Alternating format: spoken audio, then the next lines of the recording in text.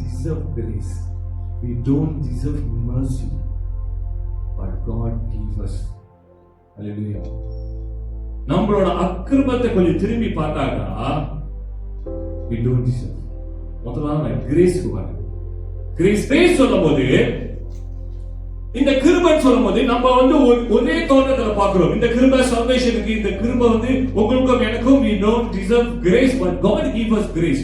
But இத கூட நான் நல்லா உட்கார்ந்து பார்க்கும்போது நான் முதல்ல உங்களுக்கு புரியுற மாதிரி ஒரு சில காரியத்தை சொல்லிக்கிறேன்.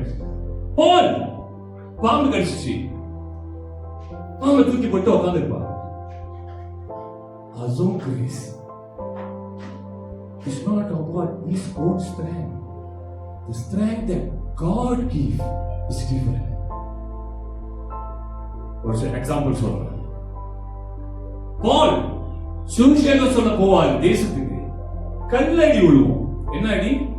கல்லடி. நம்ம மாதிரி சின்ன சின்ன கல் இல்ல, நம்ம ரோட்டு தாள்ல பாக்குறோம். குட்டி குட்டி கல் இப்படி வீசினாக்கா தட்டி விட்டு போறது.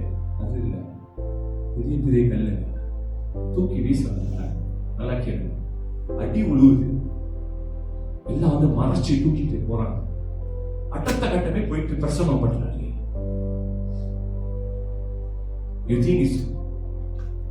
சொந்த பலத்துல கடவுளோட பலம், God grace.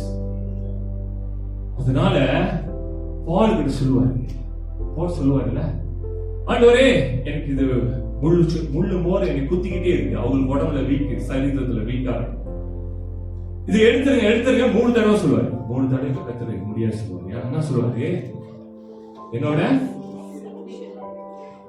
கிருபை போதும். That means you and I have strength.